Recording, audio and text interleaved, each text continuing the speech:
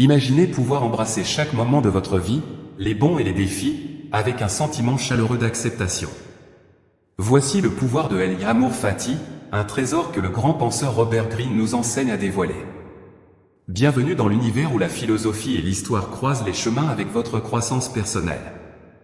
Ici, nous sommes sur le point de plonger en profondeur dans des leçons qui ont transformé des millions de vies. Restez avec nous, préparez-vous à être inspiré, peut-être, votre vie prendra un tout nouveau cap extraordinaire en quelques minutes seulement. Au cours de la vie, nous ferons inévitablement face à des épisodes de déception et d'adversité qui testent notre morale et notre résilience. Des rencontres malheureuses avec la douleur, qu'elle soit physique, émotionnelle ou psychologique, sont des éléments intrinsèques à notre voyage humain. Ce ne sont pas de simples hasards, mais des facettes indélébiles du tissu de l'existence. Notre réaction à ces épisodes, que ce soit par résistance ou acceptation, nous définit et façonne notre expérience de la vie. Si nous cédons à la colère ou au ressentiment, nous nions la valeur et l'apprentissage que ces expériences peuvent nous apporter. Dans ce contexte d'acceptation et de croissance personnelle, l'influence de Robert Greene se démarque comme une lumière guide. Réputé pour sa profondeur intellectuelle et sa perspicacité psychologique, Greene est une figure qui transcende le titre d'écrivain pour s'établir comme un philosophe des temps modernes. Avec une bibliographie qui atteint les confins du globe, ses livres ne sont pas simplement des textes, mais plutôt des manuels qui fournissent des outils pour affronter et décrypter la complexité des interactions humaines et les caprices du destin. Les œuvres de Greene entrelacent des narrations historiques avec la sagesse contemporaine, offrant un miroir dans lequel les dilemmes modernes reflètent les défis rencontrés par des figures historiques, un parallèle qui résonne avec beaucoup, qu'ils soient des athlètes de haut niveau, des créatifs innovateurs, des figures de proue sur la scène politique ou des individus en quête d'une orientation plus profonde dans leur vie personnelle. Et de manière personnelle, je partage l'impact transformateur que ces mots ont eu sur moi, suscitant des réflexions et incitant à des changements significatifs dans la façon dont j'aborde mon propre parcours. La philosophie de Greene, qui se distingue dans ses publications, est celle qui encourage l'embrassement des vicissitudes de la vie, la pratique de la gratitude pour ce qui est immuable et le courage de faire face à ce qui est difficile avec grâce et stratégie. Il n'offre pas seulement une pensée à contempler, mais une approche pragmatique pour naviguer dans les eaux, parfois orageuses, de l'existence humaine. Ces enseignements sont plus que des concepts, ils sont des boussoles qui indiquent l'action consciente et l'harmonie avec le flot incontrôlable du temps et du destin. Amor Fati, une expression latine qui se traduit par amour du destin, est une notion qui trouve ses racines dans la sagesse stoïque ancienne, illustrée par la sérénité avec laquelle l'empereur philosophe Marc Aurèle considérait le monde.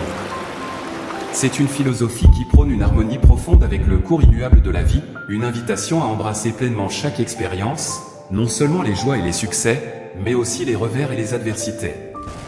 C'est un rappel que, dans la tapisserie de l'existence, même les fils les plus sombres contribuent au dessin complet de notre histoire personnelle. Cette attitude d'acceptation radicale n'est pas un appel à la passivité ou à la résignation, mais plutôt une forme de contrôle mental actif, la capacité de trouver la tranquillité et la satisfaction même lorsque les circonstances extérieures se montrent difficiles ou perturbatrices.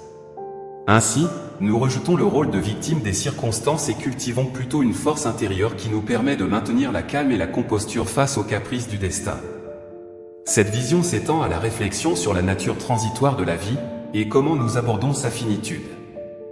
La conscience de la mort, quelque chose que nous évitons tous de considérer, peut devenir un catalyseur pour une vie plus pleine et significative.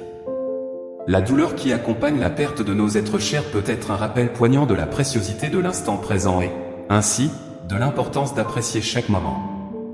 Robert Greene souligne que, en acceptant notre insignifiance devant l'immensité de l'univers, nous pouvons trouver une forme unique de liberté.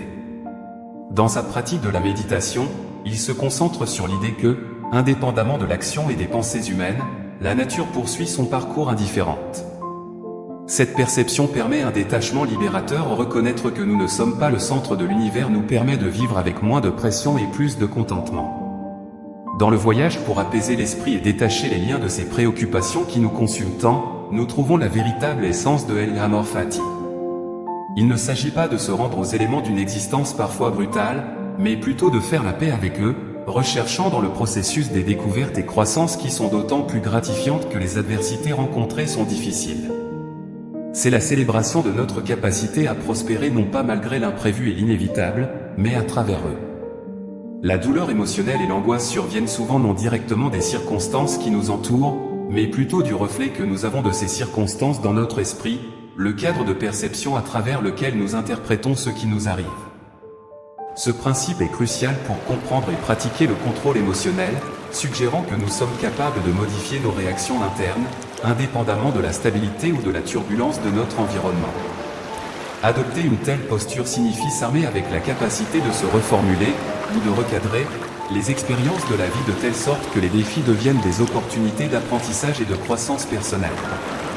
Le concept du memento mori, qui en latin signifie « souviens-toi que tu vas mourir », sert d'invitation à une vie sans procrastination, une vie vécue avec la conscience que chaque instant est précieux et doit être pleinement exploité.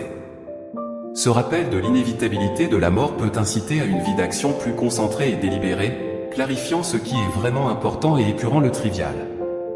La mort devient donc un conseiller sage plutôt qu'un adversaire redouté, nous encourageant à vivre chaque jour avec l'intention de laisser un legs durable.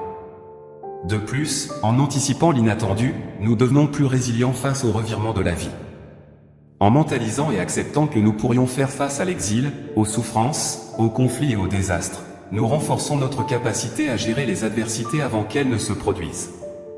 Ce processus d'anticipation mentale n'atténue pas seulement le choc de l'expérience, mais aussi habilite la prise de décisions prudentes et réfléchies, évitant des réponses réactives et émotionnelles impulsives. Cette préparation à l'inattendu met également en évidence l'importance des actes sur les mots. Dans une ère de récits dominants et d'apparences trompeuses, nous sommes rappelés que notre véritable caractère se révèle à travers ce que nous faisons effectivement, non pas par ce que nous disons ou comment nous nous présentons. L'engagement envers l'intégrité des actions est la véritable monnaie du caractère humain. Ainsi, ces pratiques et perceptions façonnent un individu capable d'une plus grande profondeur de compréhension et d'une authentique liberté d'esprit. En nous concentrant sur l'essence de notre être et les conséquences tangibles de nos actes, en contraste avec de simples mots et promesses creuses, nous émergeons non seulement comme des êtres humains résilients et adaptables, mais aussi comme des exemples vivants de constance et de fidélité aux principes que nous avons choisi de vivre. Je vous remercie de la confiance placée dans notre parcours commun de sagesse stoïcienne. Jusqu'à notre prochaine rencontre. Et n'oubliez pas de vous abonner à notre chaîne.